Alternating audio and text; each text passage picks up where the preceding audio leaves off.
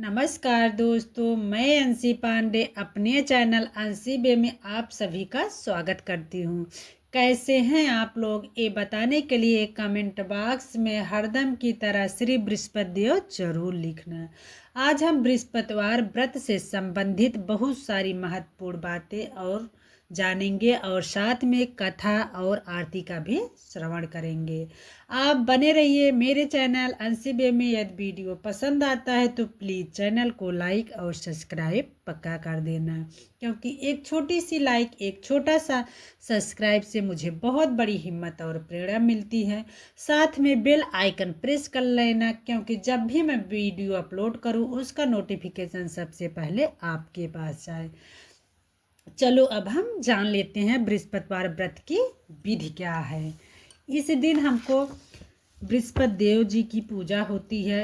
दिन में एक समय ही भोजन करें, पीले वस्त्र धारण करें, पीले पुष्पों को धारण करें। भोजन भी चने की दाल का होना चाहिए, नमक नहीं खाना चाहिए। पीले रंग का फूल, चने की दाल, पीले कपड़े तथा पीले चंदन से पूजा करनी चाहिए। पूजन के पश्चात कथा सुननी चाहिए। इस व्रत के करने से बृहस्पति देव अति प्रसन्न होते तथा धन और विद्या का प्राप्ति होता है। स्त्रियों के लिए यह व्रत अति आवश्यक है। इस व्रत में केले का पूजन होता है। चलो अब हम जान लेते हैं कि हमको सुबह से लेकर शाम तक व्रत का नियम कैसे करना है। जिस दिन बृहस्पतिवार रहे उसके एक दिन पहले हमको शैम्पू इत्यादि कर लेना चाहिए। उसके बाद हम बृहस्पतिवार के दिन सूर्योदय से पूर्व उठ के हम पीले ही चीज़ से शुरुआत करेंगे। पहले हम जिस पानी से हम स्नान करेंगे उसमें थोड़ी सी हल्दी डालेंगे। उसके बाद हम स्नान करेंगे। स्नान करने के बाद चाहे तांबा का पात्र हो या पीतल का रहे तो अति उत्तम है, क्योंकि पीला ही चीज़ को हमको प्रयोग करना है। तो पीतल के पात्र में शुद्ध जल लेंगे। उसके बाद थोड़ी हल्दी डाल के हम सबसे पहले सूर्यदेव को जल अर्पित करेंगे, क्योंकि सूर्यदेव हमारे सारे दिन हमको धूप प्रदान करते हैं, इसलिए पहले हम उनका धन्यवाद करेंगे। उसके बाद मंदिर में आएंगे। मंदिर में आके गणेश जी का सर्वप्रथम पूजा हम करेंगे।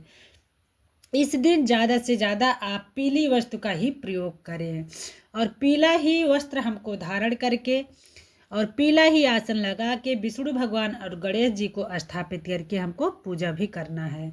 सबसे पहले हम जो है गणेश जी का पूजन करेंगे। उसके बाद फिर हम विष्णु जी का पूजन करेंगे। पीला चंदन, पीला पुष्प अर्पित करेंगे। उनको भोग में तुलसी दल, चना, गुड़, मुनक्का अर्पित करेंगे। उसके बाद तिल का तेल या घी का तेल से हम दीपक प्रज्वलित करेंगे, क्योंकि दीपक हम इसलिए प्रज्वलित करते हैं सबसे पहले पूजन करने से पहले, क्योंकि दीपक हमारा साक्षी होता है। दीपक प्रज्वलित करेंगे। उसके बाद हम जो है बृहस्पतिवार का व्रत कथा सुनेंगे। चलो अब हम कथा का श्रवण करेंगे। प्रेम से बोलो बृहस्पति देव भगवान की जय। प्राचीन समय की बात है कि भारत में एक राजा राज्य करता था। वह बड़ा प्रतापी तथा दानी था। वह नित्य प्रति मंदिर में भगवत दर्शन करने जाया करता था। वह ब्राह्मण और गुरु की सेवा किया करता था। उसके द्वार से भी कोई भी याचक निराश होकर नहीं लौटता था। वह प्रत्येक गुरुवार को व्रत रखता एवं पूजन करता, हर दिन गरीबों की सहायता करता था। परंतु यह सब बातें उसकी रानी को अच्छी नहीं लगती थी। वह न व्रत करती और न किसी को भी एक भी पैसा दान में देती थी। वह राजा से भी दान ऐसा करने को मना किया करती थी। एक समय की बात है कि राजा शिकार खेलने वन को चले गए थे। घर पर रानी और दासी थी। उस समय गुरु बृहस्पति देव साधु का रूप धारण करके राजा के दरवाजे पर भिक्षा मांगने आए। साधु ने रानी से भिक्षा मांगी तो वह कहने लगी, हे साधु महाराज, इस दान और पुण्य से मैं तंग आ गई हूँ। इस कार्य के लिए तो मेरे पतिदेव ही बहुत है। अब आप ऐसी कृपा करें कि सारा धन नष्ट हो जाए तथा मैं आराम से रह सकूं। साधु रूपी बृहस्पति देव ने कहा, हे देवी, तुम बड़ी विचित्र हो। संतान और धन से कोई दुखी नहीं होता है, इसको सभी चाहते हैं। पापी भी पुत्र और धन की इच्छा करता है। अगर तुम्हारे पास धन अधिक हो तो भूखे मनुष्यों को भोजन कराओ, प्याऊ लगवाओ, ब्राह्मणों को दान दो, धर्मशालाएं बनवाओ, कुआं, तालाब, बावड़ी, बाग, बगीचे आदि का निर्माण कराओ। तथा निर्धनों की कुंवारी कन्याओं का विवाह कराओ, साथ ही अज्ञात करो। इस प्रकार के कर्मों से आपके कुल का और आपका नाम परलोक में भी सार्थक होगा एवं तुम्हें भी स्वर्ग की प्राप्ति होगी। परंतु रानी साधु की इन सब बातों से खुश न हुई। उसने कहा, हे साधु महाराज, मुझे ऐसे धन की आवश्यकता नहीं है जिसको मैं अन्य लोगों को दान देती फिरूं तथा जिसको रखने और संभालने में ही मेरा सारा समय नष्ट हो जाए। साधु ने कहा, हे देवी, यदि तुम्हारी ऐसी इच्छा है तो जैसे मैं तुम्हें बताता हूँ तुम ऐसा करना। बृहस्पतिवार के दिन घर आंगन को गोबर से लीपना, अपने केशों को पीली मिट्टी से धोना, केशों को धोते समय स्नान करना, राजा से कहना वह हजामत करवाएं, भोजन में मांस मदिरा खाना, कपड़ा धोबी के यहाँ धुलने देना। इस प्रकार 7 बृहस्पतिवार करने से तुम्हारा सारा धन नष्ट हो जाएगा। यह कहकर साधु महाराज रूपी बृहस्पतियों अंतर ध्यान हो गए। रानी ने साधु के कहने के अनुसार 7 बृहस्पतिवार तक ऐसा करने का विचार किया। साधु के बताए अनुसार कार्य करते हुए केवल 3 बृहस्पतिवार ही बीते थे, उसकी समस्त धन संपत्ति नष्ट हो गई। भोजन के लिए दोनों समय परिवार तरसने लगा तथा सांसारिक भोगों से दुखी रहने लगा।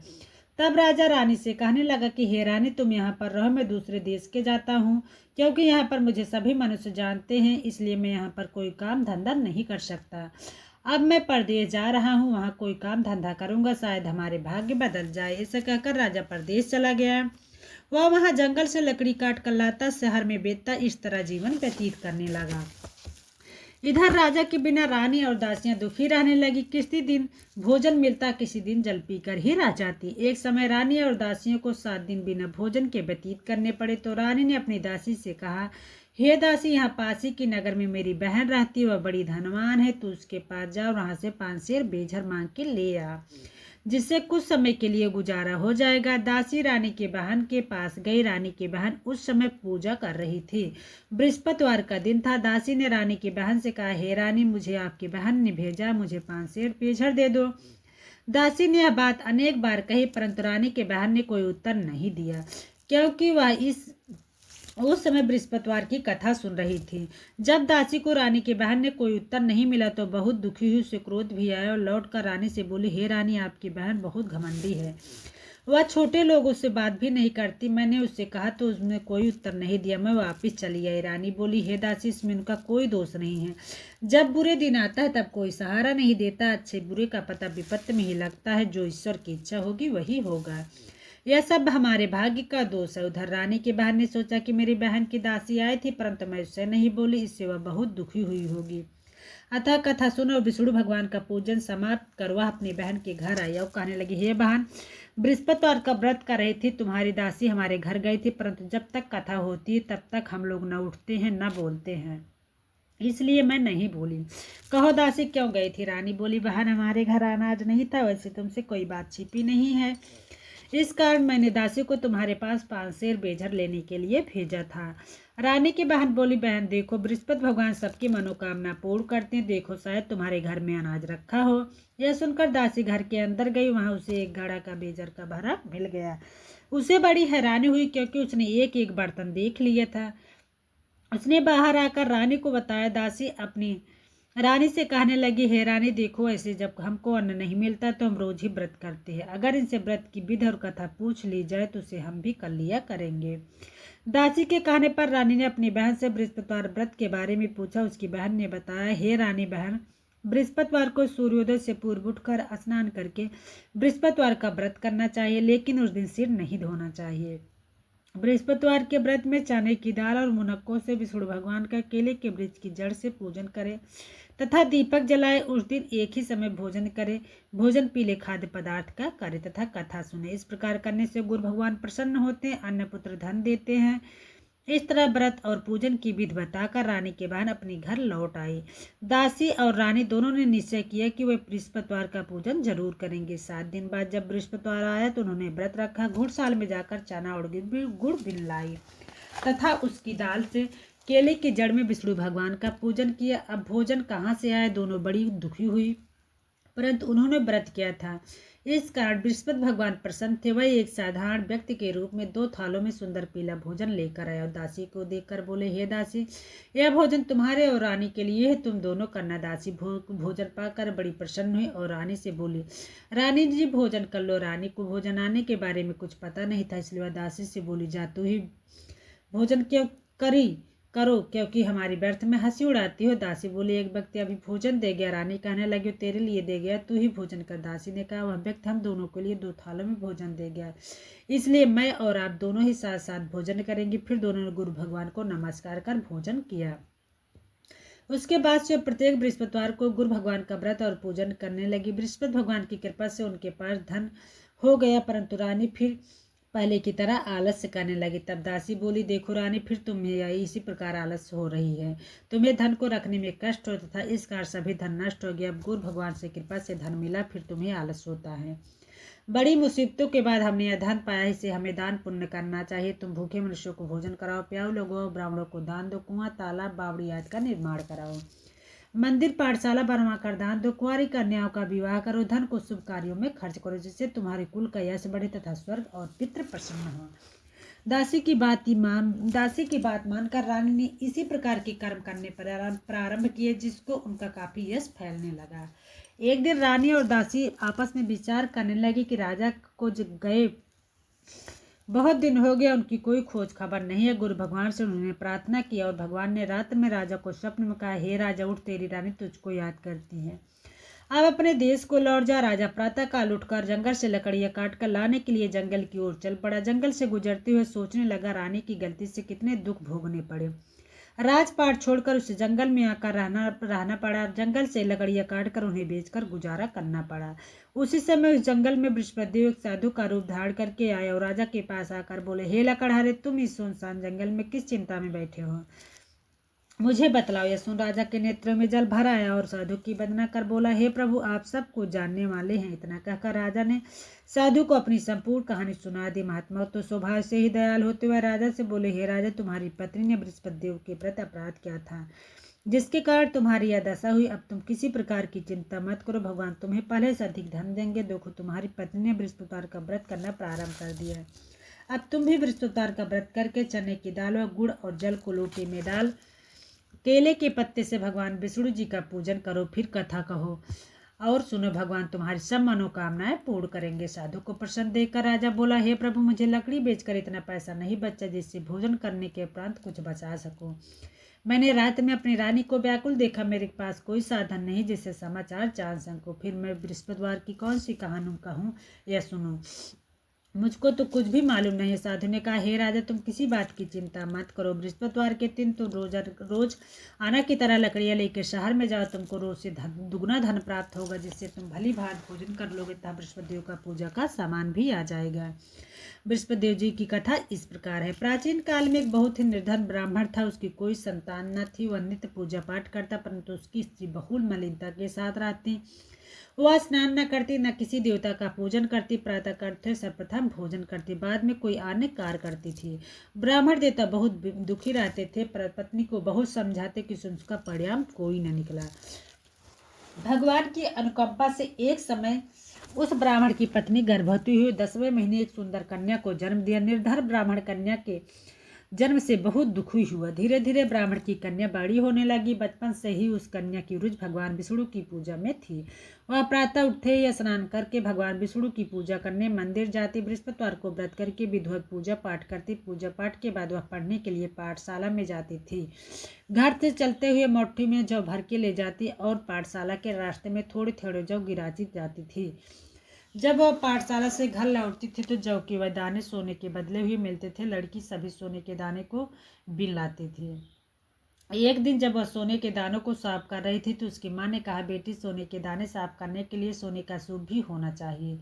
अगले दिन बृहस्पतिवार था। उसने भगवान बृहस्पति देव जी की प्रार्थना की, हे भगवान, यदि आपके व्रत विधिवत किया हो तो मुझे सोने का सूप दे दो। भगवान बृहस्पति देव ने उसकी मनोकामना पूरी करने का वचन दिया। पाठशाला से लौटते समय उसे रास्ते में सोने का सूप पड़ा हुआ मिला और घर लौटकर सोने का सूप अपनी माँ को दिखाकर सोने के दाने साफ करने लगी। उसी समय नगर का राजकुमार उसके घर के पास से गुजरा। उस सुंदर लड़की को सोने के सूप में जौ साफ करते देखकर राजकुमार उस पर मोहित हो गया। महल में लौटकर राजकुमार ने राजा से उस लड़की के विवाह करने की इच्छा प्रकट की तो रानी ने ब्राह्मण को महल में बुलाकर राजकुमार से उस लड़की के विवाह की बात कही। ब्राह्मण तैयार हो गया। धूमधाम से उस लड़की का विवाह राजकुमार से हो गया। दुल्हन बनकर ब्राह्मण की लड़की महल में चली गई। लड़की की चले जाने से ब्राह्मण फिर निर्धन हो गया। उसे कई कई दिनों भोजन नहीं मिलता था। बहुत दुखी होकर ब्राह्मण एक दिन अपनी लड़की के पास गया। अपने पिता से निर्धनता का समाचार सुनकर उसे बहुत सा धन देकर विदा किया। उस धन से ब्राह्मण के कुछ दिन तो आराम से गुजर गए, लेकिन जल्दी ही फिर भूखे मरने की हालत हो गई। ब्राह्मण अपनी लड़की से धन लेने के लिए फिर महल में पहुंचा। लड़की ने पिता की बुरी हालत देखकर कहा, पिताजी आखिर आप कब तक मुझसे धन लेकर जीवन यापन करेंगे? आप कोई ऐसा उपाय क्यों नहीं करते जिससे आपका घर धन संपत्ति से भर जाए? ब्राह्मण ने कहा, मैंने तेरी माँ को बहुत समझा लिया पर उसकी समझ में कुछ नहीं आता। उसका फूहड़पन नष्ट हो तो घर की निर्धनता भी दूर हो जाए। तब कुछ सोचकर लड़की ने पिता से कहा, पिताजी आप कुछ दिनों के लिए माँ को मेरे पास छोड़ आओ। तब कुछ सोचकर ब्राह्मण पत्नी को लड़की के पास महल में छोड़ आया। लड़की ने अपनी माँ से कहा, माँ तुम प्रातः काल उठकर स्नानादित करके भगवान विष्णुदेव जी की विष्णु जी की पूजा अवश्य करना। पूजा करने से तुम्हारी सब निर्धनता अवश्य दूर हो जाएगी। लेकिन उसकी माँ ने कोई बात नहीं मानी। तब क्रोधित होकर लड़की ने अपनी माँ को एक कक्ष में बंद कर दिया। सूर्योदय के समय माँ को उठाकर जबरदस्ती उसे स्नान कराया, फिर मंदिर में ले जाकर भोजन विष्णुदेव जी की पूजा कराई। कुछ दिनों तक ऐसा करने से माँ की बुद्धि में परिवर्तन हुआ और वह स्वयं बृहस्पतिवार का व्रत करने लगी। उसके व्रत रखने से ब्राह्मण के घर में भगवान विष्णु की अनुकंपा से धन की वर्षा होने लगी। दोनों पति पत्नी धन संपत्ति पाकर आनंद पूर्वक जीवन यापन करते हुए विष्णु धाम को चले गए। लकड़हारे बने राजा ने उन्हें साधु से भगवान बृहस्पति देव जी की यह कथा सुनकर बृहस्पतिवार का व्रत करके भगवान विष्णु की पूजा की और दिन से उससे सभी क्लेश दूर हो गए। लेकिन अगला गुरुवार जब आया, कामकाज में अधिक व्यस्त रहने के कारण उसने अपने भगवान बृहस्पति देव जी का व्रत नहीं किया। भगवान बृहस्पति देव ने लकड़हारे से क्रोधित हो गए और उसे भूल की सजा दी। उस दिन नगर में राजा ने घोषणा करा के सबको सूचित किया, प्रत्येक नागरिक मेरे महल में भोजन करने आए, जो नहीं आएगा उसे अपराधी मानकर भारी दंड दिया जाएगा। लकड़हारा बने राजा ने उस नगर के राजा की घोषणा तो सुनी, लेकिन जंगल से लकड़ी काट कर लाने उन्हें बेचने में देर हो जाने के कारण वह उस समय पर महल में भोजन करने नहीं जा सका। अतः राजा के सैनिक लकड़हारे को पकड़कर महल में ले गया। राजा ने उस महल के एक कक्ष में बैठकर भोजन कराया। उस कक्ष में एक खूंटी पर रानी को सोने का हार लटका हुआ था। लकड़हारा अकेला उस कक्ष में भोजन करा रहा था। तभी उसने एक आश्चर्यजनक घटना घटती देखी। देखते देखते वह खूंटी हार को निगल गई।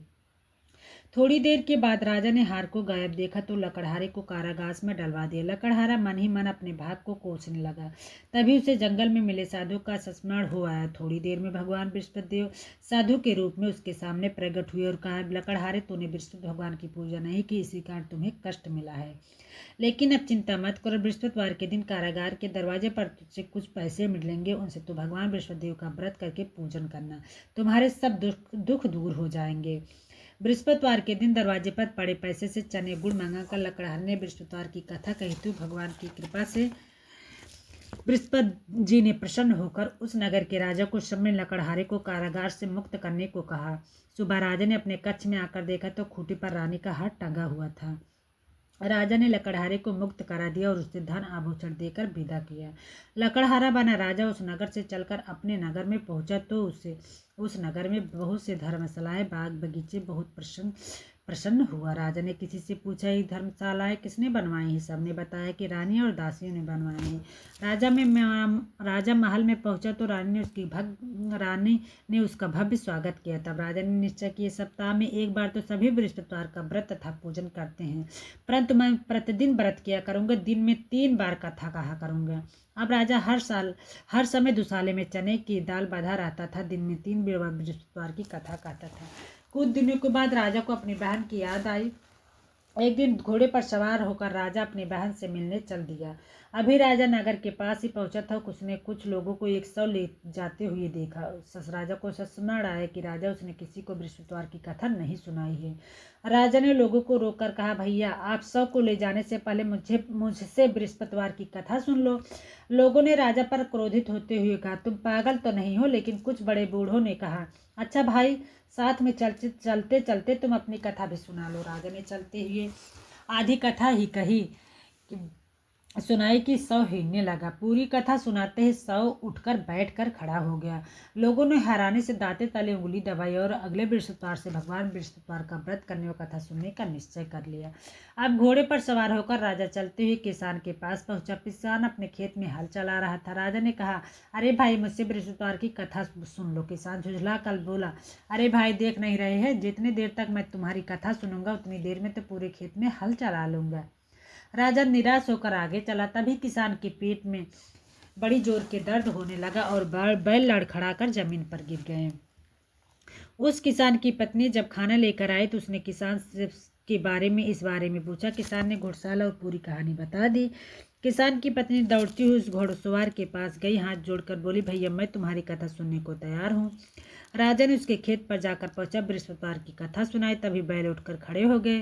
किसान के पेट का दर्द भी तुरंत ठीक हो गया। राजा अपनी बहन के घर पहुंचा तो उसकी बहन ने बहुत आवाभगत स्वागत किया। अगले दिन सुबह उठकर राजा ने देखा सभी लोग भोजन कर रहे हैं। किसी भिक्षु को बृहस्पतिवार की कथा सुनाए बिना राजा भोजन नहीं करते थे। उसने बहन से कहा, बहन, ऐसा कोई व्यक्ति है जिसने अभी तक भोजन न किया? उसकी बहन बोली, भैया, यह देश ऐसा है, पहले यहाँ लोग भोजन करते हैं, बाद में अन्य काम करते हैं। यहाँ क्या, पूरे नगर में आप देख के आओगे, कोई ऐसा व्यक्ति नहीं मिलेगा जिसने सुबह सुबह भोजन नहीं किया हो। तब राजा ने बहन के घर से निकलकर उस नगर में बिना भोजन किए व्यक्ति की तलाश की। एक गडेरिये के घर में उसका बेटा बीमार होने के कारण भूखा रह गया था। राजा ने उसको जाकर बृहस्पतिवार की कथा सुनाई। कथा सुनते ही गडेरिये का बीमार बेटा बिल्कुल ठीक हो गया। सबने राजा की बहुत प्रशंसा की। एक दिन राजा ने अपनी बहन से कहा, बहन, हम अपने घर को जाना चाहते, तुम भी हमारे साथ चलो, कुछ दिन वहाँ लौट आना। राजा की बहन ने अपनी सास से पूछा। सास ताना देते हुए कहा, बहू, मायके जाना हो तो अकेली जाना, मेरे पोते को मत ले जाना, क्योंकि तुम्हारे भाई की कोई संतान नहीं है। कहीं तुम्हारी भाभी मेरे पोते पर जादू टोना ना कर दे। दूसरे कच्छ में बहन की सास की बातें सुनकर राजा दुखी मन से अकेला ही अपने नगर को लौट आया। राजा ने रानी से कहा, आप तो अपनी बहन को साथ लाने की बात कह के गए थे, फिर बहन को साथ क्यों नहीं लाए? तब राजा ने दुखी होते हुए कहा, रानी, हम निसंतान हैं, इसलिए कोई हमारे घर आना पसंद नहीं करता। रानी ने राजा को समझाया, हे प्राणनाथ, हमें बृहस्पति देव ने हमें सब कुछ दिया है, अब भगवान बृहस्पति देव हमें संतान भी अवश्य देंगे। बृहस्पतिवार को विधिवत व्रत करते हुए राजा रानी ने भगवान बृहस्पतिवार से संतान के लिए प्रार्थना की। कुछ दिनों के बाद उसने स्वप्न में दर्शन देते हुए कहा, हे राजन, तेरी मनोकामना अवश्य पूरी होगी। एक सप्ताह बाद ही रानी गर्भवती हो गई। 10वें महीने रानी ने एक सुंदर पुत्र को जन्म दिया। राजा नारी जीवन पर्यंत बृहस्पतिवार का व्रत करते हुए उनके घर में धन की वर्षा होती रही। इस तरह आनंद पूर्वक जीवन यापन करते हुए राजा रानी भगवान बृहस्पति देव जी की अनुकंपा से मोक्ष को प्राप्त होकर सीधे बैकुंठ धाम पहुंच गए। बृहस्पतिवार को विधिवत व्रत करके जो स्त्री पुरुष भगवान सूर्य जी की पूजा करते हैं, भगवान उनकी सभी मनोकामना पूर्ण करते हैं। बोलो बृहस्पति देव भगवान की जय, बोलो विष्णु भगवान की जय। अब हम जो है बृहस्पति देव जी की आरती करेंगे। ओम जय बृहस्पति देवा, प्रभु जय बृहस्पति देवा, छिन छिन भोग लगाऊं कदली फल मेवा।